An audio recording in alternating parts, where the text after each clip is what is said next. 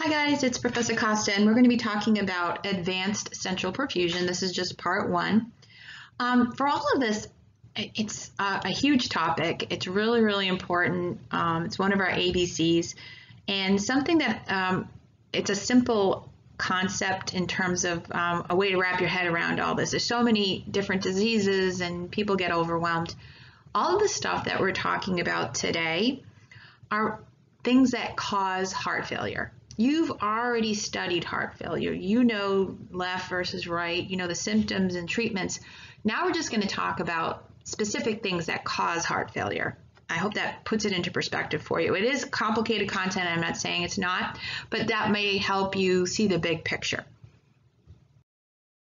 All right, so back to some perfusion basics. And these slides will be on your shock PowerPoint as well, because it's really important things to keep in mind. All right, so cardiac output, which is literally a measurement, like how much blood your heart is able to pump, is measured, that's how we measure it. So it's stroke volume, the actual size of what's getting squeezed out, how many milliliters is getting squeezed for each compression, all right, times your heart rate, number of cups. So, and if you multiply those together, you get cardiac output. And it's literally just a measurement of how much your heart is physically able to pump.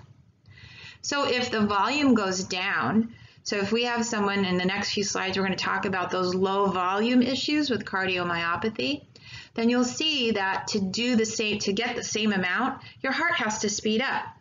Right? So to maintain cardiac output, if you have a small volume, then you have to speed up production. And that's why those patients may have tachycardia, which isn't going to help things. If we have a failing heart and then we add tachycardia to it and increase its work, then you'll see why these patients end up having a poor outcome if we don't intervene.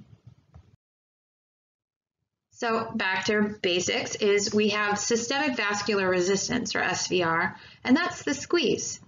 And part of this is we have a failing heart or a failing pump that isn't doing very well. And do we have to push against something, and which makes our job even harder? So normal, you know, the normal cross section, and then you'll see the vasoconstriction.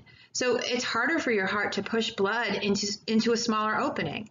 And that's why it's called resistance. And then vasodilation. We're going to talk more about vasodilation when we deal with shock and how that isn't a good thing either. But think about all of our patients that we have at the hospital setting. How many people have high blood pressure? And they're going to have a high SVR, which makes it harder for their heart to do its job. So that's why, you know, in addition to the damage that gets done to, you know, the end organ damage, when that powerful, you know, overpressurized blood reaches places that, you know, are used to a lower blood pressure, and they get damaged, like the kidneys, for instance. All right. So when we talk about reducing resistance, or this is what we're talking about. We want our heart not to have to push against a small opening. All right. So blood pressure. We need a good blood pressure to maintain organ function and stay alive, right? So blood pressure is cardiac output times the systemic vascular resistance. So the volume times the squeeze. Pretty simple if you think about it in those terms, but these kinds of concepts do appear on your NCLEX, asking, you know, the student nurse to explain what, you know, a blood pressure, what is it actually measuring? And these kind of questions trip students up all the time. So cardiomyopathy. So this is a set of diseases that affect the heart muscle itself, right? So it's either something you were born with, it's a genetic condition, or something that you were prone from your genetics to develop, or it's acquired, right? So you've developed it because of other diseases, conditions, or other factors, all right? So we have 5 different categories we're going to look at. We have dilated cardiomyopathy, hypertrophic cardiomyopathy, restrictive cardiomyopathy, arrhythmogenic right ventricular dysplasia, and unclassified, right? So dilated cardiomyopathy, it's the most common type and common cause of heart failure. We have a large, dilated, flabby ventricular muscle, right? So do you want a flabby muscle or do you want a nice toned muscle, right? Now, we don't want too big of a muscle. We don't want, I'm going to age myself here, we don't want any Arnold Schwarzenegger type heart muscles here. We want just a tone, a nice, trim, toned, doing its job muscle. But this one is completely dilated and flabby. It can't do its job. It needs to have some elasticity to it. It needs to be able to bounce back and do its job, okay? So it's usually idiopathic, but it can be inherited, right? Chronic alcoholism. So if you have your notes printed or if you're using one of those apps, I want you to circle that, put a little star next to it. The most common cause that you see in practice of dilated cardiomyopathy is alcoholism. So if you're, unfortunately, we do have, and I'm taping this in the summer of 2020 in the midst of our coronavirus, and there's a lot of people at home that are doing a lot of drinking. So in my estimate, we're going to have more people develop this in the future based on just people being at home with nothing better to do. All right, so it's a gradual onset. It's a failure of both sides. So remember what I said in the earlier slide about, I want the big picture of this is heart failure, right? So we're going to have both sides failing. So you're going to have both sides of both right and left heart failure. So we're going to have dyspnea, orthopnea, weakness, fatigue, edema, ascites, right? We may have additional heart sounds such as an S3 or an S4. We may have valve problems, mitral valve regurg, or severe cardiomegaly. And cardiomegaly is when that muscle becomes really, really big, okay? And that just makes things worse. So how do we diagnose this? Well, we're going to take a picture. And usually it's done with echocardiogram. EKG, they may have lots of PVCs on their EKG, MUGA, or a cardiac cath, okay? How do we treat this? Well, the big picture is they have heart failure. So we're going to manage the heart failure. We're going to do all the things that we do for these patients, right? We may have to put in a defibrillator. If it's bad enough where the heart is so bad that it's not doing its job at all, we may need a transplant. And obviously, if these patients are at severe CHF with barely enough cardiac output to keep their organs alive, we're going to have some activity limitations. A lot of people die within 3 to 5 years from CHF. Okay, that's the thing. You have to have a working pump, and if we don't have a working pump, then you may succumb to this. So if this gets too big, so the heart has a finite amount of space in the chest, and if we get cardiomegaly, that's going to impinge on the other organs in the space. Also, another thing to remember about this is that if, it is a confined space, it's within the chest wall. If it starts getting too big, then we're going to have blood that can't even be pumped out of what little pumping we have available, right? So it might get squeezed, and then we'll have some restriction going on too. So hypertrophic cardiomyopathy. So that's just decreased compliance of the left ventricle. And if the heart is having trouble pumping out, that left ventricle, this is where we get the Arnold Schwarzenegger, where the muscle starts to enlarge in response, like working out a lot. And that muscle gets bigger and bigger. For a little while, it may help. And then what happens is the muscle gets too big, it's in a finite amount of space, and then it starts to decrease the volume that it's able to pump out, right? So the heart muscle becomes abnormally thick, which decreases the heart's ability to pump blood. So the muscle's working out too much. We're getting our big giant muscle, or who else could I pick? The Rock, okay, big muscly. We don't want that here. We want a toned heart, but we don't want it overly large. The conduction system can also be affected too. Remember, our heart has chemical and electrical conduction components. And if we're broadening, so to speak, the service area, the electricity can be affected by this too. This can be obstructive or non-obstructive. We'll look at the next slide. And this can be an inherited trait. All right, so you'll see a normal heart, we have room, we have volume that you can fill the cup up.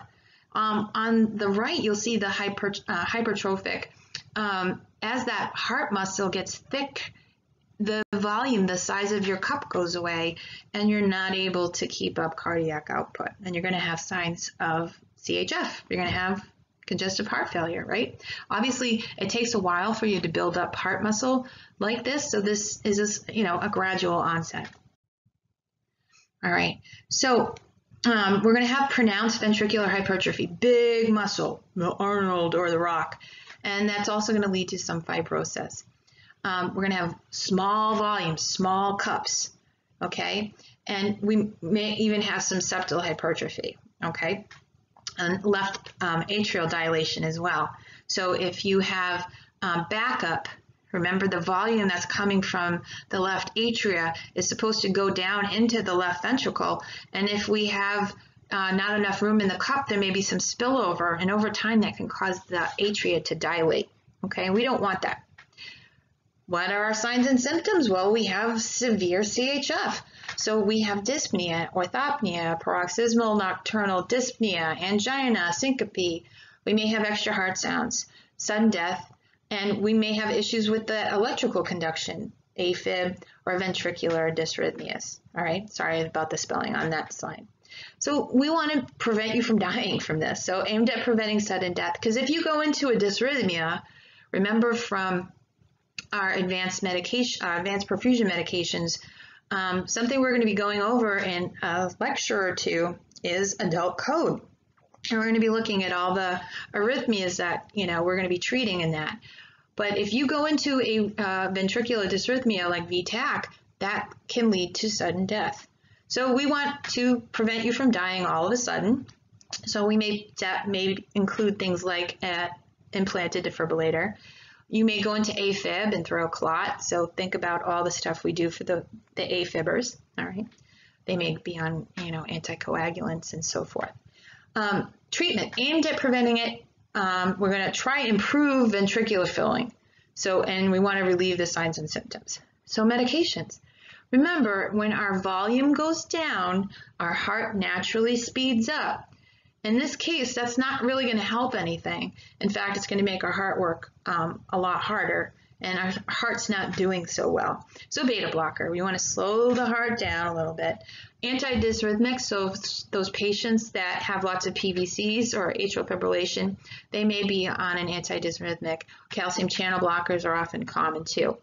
We're not heart doctors, by the way. We just have to know what potentially our patients could be prescribed. We have to know how to teach our patients about those medications. So that's why I'm not telling you you're a cardiologist and that you have to know that a patient with hypertrophic ventricular hypertrophy may need to have a calcium channel blocker and you're going to prescribe it. But I do need you to know what a calcium channel blocker is, why we would potentially give it to this client, and what kind of teaching we would do. All right. So surgical, we may actually have to cut some of the heart muscle away. That's what a myomectomy is, all right? Cardiac transplant, again, if the heart is failing so much so that it can't do its job and it can't pump, then we may have to replace it. And we may need an internal defibrillator, okay? All right. So you can see the big differences here. With the normal heart, we have some nice volume. We have toned, not flabby heart muscle. In the hypertrophic, you can see how big, in this one, they've got the enlarged stiff septum as well, and the large, overly worked out left ventricle. You can see how much less blood is available. The cup is so small, it can barely pump out anything. In the dilated cardiomyopathy, the problem is that the muscle itself is too floppy. Yeah, there's room in the cup, but it can't empty very well. And so we end up essentially with the same problem, which is low cardiac output and signs of CHF, okay? Restrictive cardiomyopathy is the least common type, right? So if we limit the ability of the muscle to contract and stretch, then it can't do its push, it can't squeeze. And that's what the heart's supposed to be able to do. What are the signs and symptoms? I'm glad you asked. Well, we're going to have mostly signs of right-sided heart failure, okay? We can have some cardiomegaly as well. We can have some extra heart sounds. We can have mitral regurg, but we're going to have signs of CHF again, all right? So we're going to manage it, and they may have some exercise restriction too, okay? Now we have ARVD. So I can never pronounce this, so I'm just going to say ARVD. You can read the $10 million words at the top. So these patients are huge risk for ventricular tachyarrhythmias and sudden death, and they also have thickening of the heart muscle. It's classified mild to severe. This one hits people at a younger age though, and 1/5 of sudden cardiac deaths less than age 35. So that's kind of scary, but it is, very rare, usually hereditary, and just about with anything else, antiarrhythmics and implanted defibrillator, right? So if you found that your patient has a history where people in their family die of this, then they have to be pre-screened for sports eligibility. All right, so here's a nice picture, right? So hypertrophic, you can see that big, muscly, that left arm there is huge. It's too muscly. Thickened left ventricular wall just cannot fill. Okay. Dilated is enlargement of all the chambers, but the floppy can't do its job. And then we have restrictive. So the walls of the heart are just too rigid and it doesn't allow for filling. Okay, and that's the least common type. And then we have some extras, right? Things that don't fit into a category. One that you may have heard of is that broken heart syndrome. And that's a real thing. And they call it broken heart syndrome. So, I had a patient where his wife had just died and he came in and he had this and he literally died of a broken heart. But it's severe. It's acute. And just remember that, just because they don't have any pre-existing history of anything doesn't mean that this can't occur suddenly, all right? So for heart failure in general from cardiomyopathy, some common pharmacologic therapies that you've had in pharmacology include ACE inhibitors, ARBs, calcium channel blockers, right?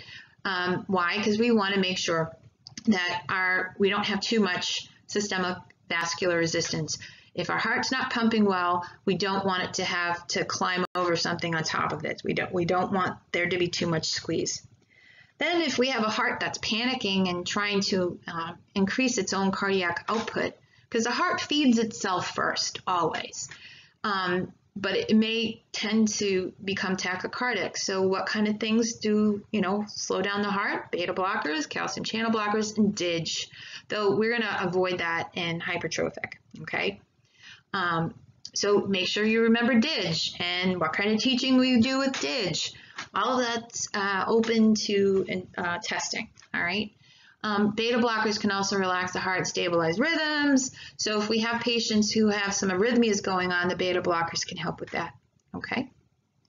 Diuretics, right? So we want to reduce the preload, how much is coming back for the heart to process in the first place. So we would decrease the volume so the heart doesn't have to work as hard. All the big ones are the loop diuretics, right? Furosemide is a big one. And you should know the teaching and common complications from that. And then anticoagulants to lower the risk of thrombus formation. Anytime we have turbulent blood flow or a heart that isn't pumping effectively, we'll have leftover blood. And anytime blood sits around and does nothing, it clots. So you've had anticoagulants. I expect you to reread those. If you don't understand the teaching that goes along with that, a lot of this is about patient teaching or recognizing severe complications from these therapies.